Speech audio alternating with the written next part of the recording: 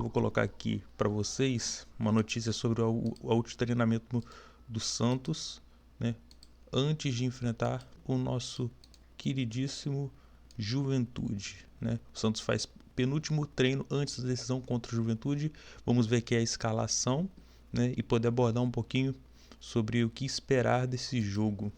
O treino deste sábado foi focado em ajustes táticos e organização defensiva, além de simulações de situação do jogo. A expectativa é que o elenco faça o último trabalho deste domingo antes da viagem à capital paulista, onde ficará concentrado até a hora da partida. Aqui a gente tem a provável escalação, né? Tem o Gabriel Brazão, o Mike, né, na lateral direita. O Mike acabou de voltar, de vir do Palmeiras. Luizão, Luan Pérez.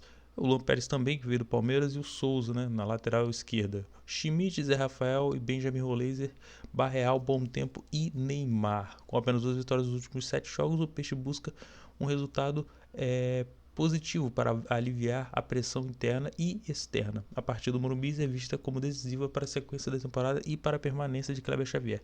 Aliás, levando em consideração que hoje, né, exatamente como está a zona de rebaixamento, vou até colocar aqui, após o resultado hoje do confronto entre Vasco e Mirassol, né, o Vasco acabou perdendo por 3-2 e a situação do Santos ela é um pouquinho mais tranquila, né? Primeiro que o jogo vai ser, né, com o mando de campo do Santos e, é claro, porque com a derrota do Vasco, né, os dois têm a mesma quantidade de jogos, o Santos com um simples empate, ele já passa aqui, já sai da zona de rebaixamento e já tem um desafogo, né, para poder continuar e se preparar para as próximas rodadas. Claro, é óbvio, é evidente, isso é o mínimo do mínimo do mínimo, né? Ainda levando em consideração a situação do Kleber Xavier. Então, é necessário uma vitória, sim, mas um simples empate já tira o Santos dessa situação. Então, o resultado do Mirassol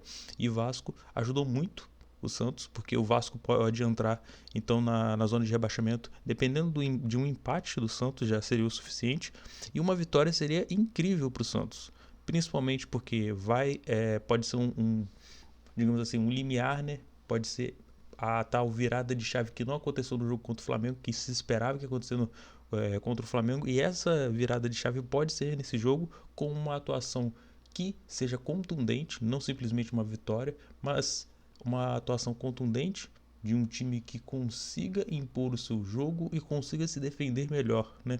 É um dos problemas que o Santos vem tendo nos últimos, desde o trabalho do Caixinha e que vem continuando no trabalho do Kleber Xavier. É necessário que o Santos consiga essa vitória, porque com a vitória o Santos pode pular, né? Aí vai depender. O Vitória já jogou? O Vitória vai jogar contra o Palmeiras, né? Creio que o Vitória não vá vencer o Palmeiras, né? Mas, né, caso ele consiga arrancar um empate, a gente ainda pode perceber aqui que, deixa eu ver aqui, pelo número de vitórias, vamos lá, vitórias, o Santos tem 4 vitórias e o Vitória tem 3 vitórias. Então, se o Santos consegue vencer, ele vai a 5 vitórias, e se o Vitória empatar, né, o Santos mesmo assim consegue não só passar o Vasco como o Vitória. Então o Santos tem uma possibilidade, né?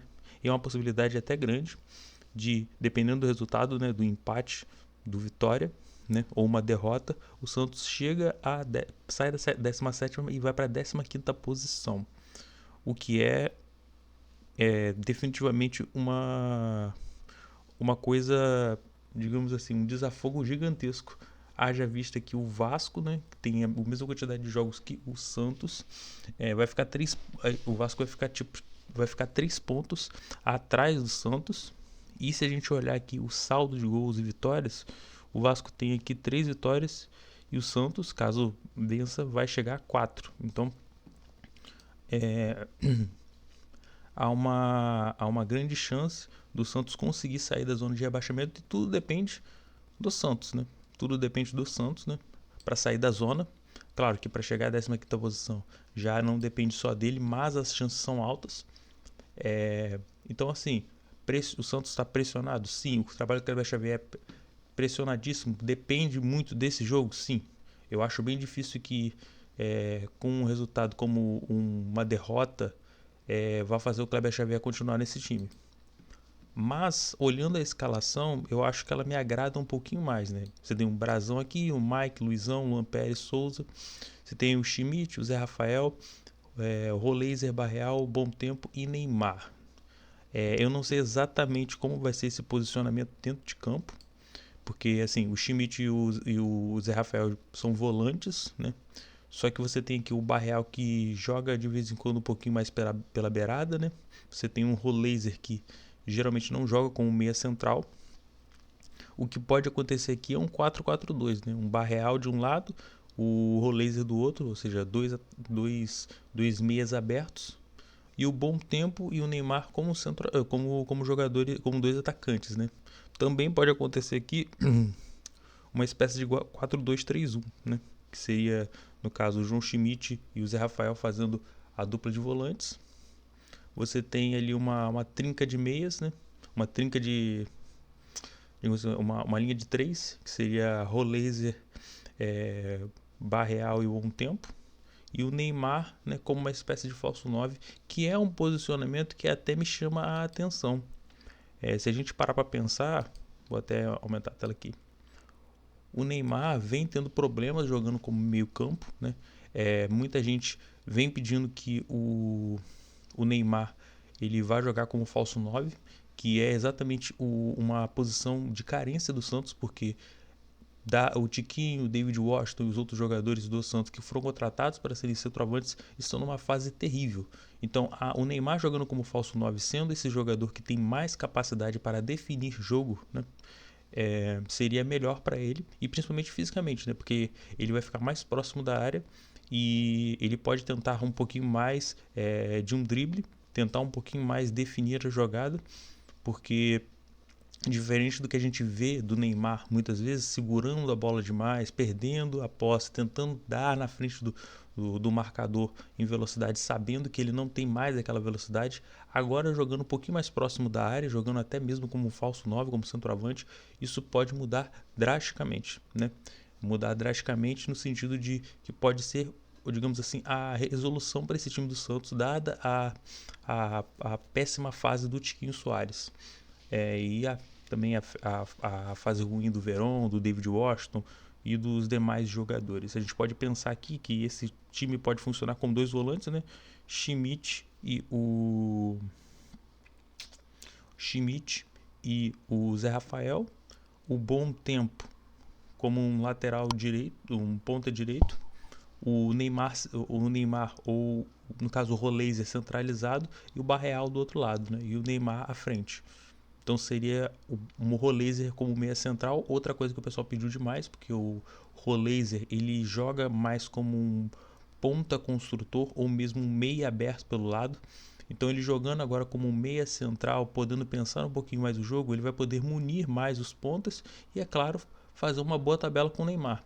Acho que essa formação ela é bem agradável porque ela ajuda que o Santos consiga ter digamos assim, a melhor parte, não só do ponto de vista ofensivo, né? A troca de passes ajuda também a qualidade técnica desse time na frente, mas também ajuda na parte defensiva. Você vai ter um Barreal e um Bom Tempo, se eles jogam de pontas, voltando, né? Porque se você joga no 4-2-3-1 ou no 4-3-3, o que acontece? Os dois pontas voltam e formam e junto com os dois volantes se fazem um 4-4-2 sem a bola.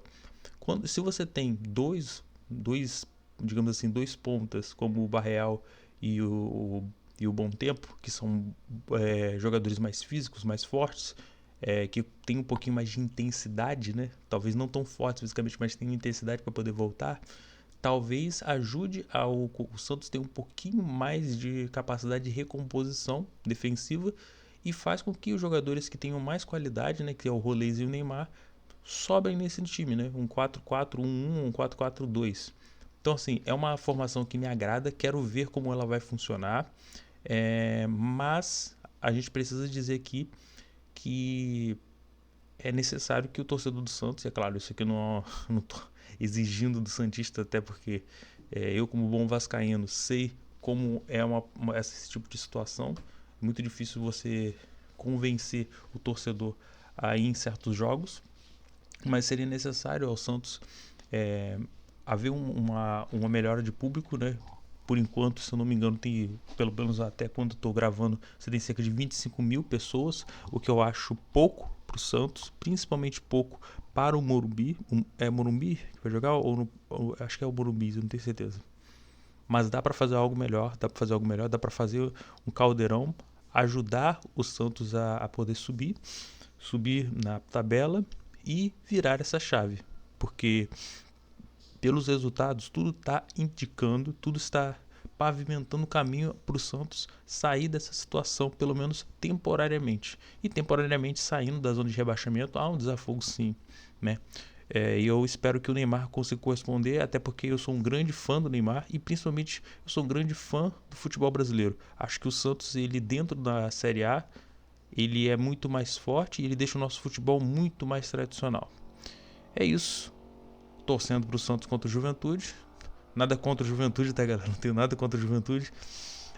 Mas torcendo para que tenha um bom jogo e que o Santos não precise trocar de técnico mais uma vez, né? Porque a gente sabe a dificuldade que é essa situação de ficar trocando de técnicos, ainda mais em um time que não tem sequência de trabalho e principalmente está nessa situação. Galera, é isso. Abraço, se cuidem e até o próximo vídeo, né?